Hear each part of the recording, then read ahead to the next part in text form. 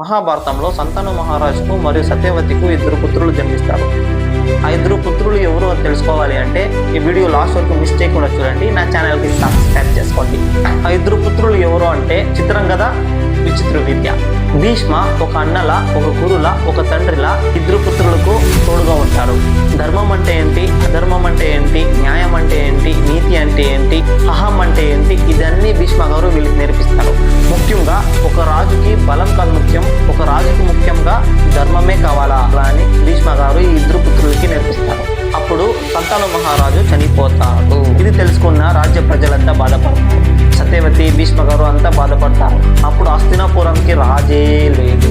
భీష్మ గారు ఏం నిర్ణయం తీసుకుంటారంటే చిత్రంగదని హస్తినాపురానికి మహారాజుని చేయాలి అని. చిత్రంగదకి పట్టాభిషేకం అవుతుంది, సింహాసనపై కూర్చుంటాడు. కొన్ని రోజుల తర్వాత యుద్ధం జరుగుతుంది. ఆ యుద్ధంలో చిత్రంగద మరణిస్తాడు.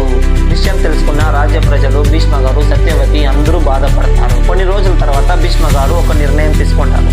ఆ నిర్ణయం ఏమంటే విచిత్ర వీర్యని మహారాజుని చేయడం. అప్పుడు విచిత్ర వీర్య సింహాసన పైన కూర్చుంటాడు. కొన్ని రోజుల తర్వాత కాశీలో స్వయంవరం నడుస్తుంది.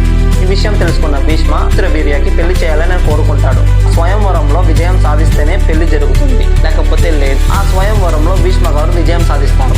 కాశీలో ఎవరికి స్వయంవరం జరుగుతుందంటే అంబిక, అంబలికకి స్వయంవరం జరుగుతుంది. ఆ స్వయంవరంలో భీష్మ గారు విజయం సాధించి ఈ ముగ్గురిని హస్తినాపురంకి పిలుచుకొని వస్తారు. అప్పుడు ఏం జరుగుతుందంటే విచిత్ర వీర్య పెళ్లి చేసుకుంటాడా లేదా అని తెలుసుకోవాలి అంటే నా ఛానల్కి సబ్స్క్రైబ్ చేసుకోండి.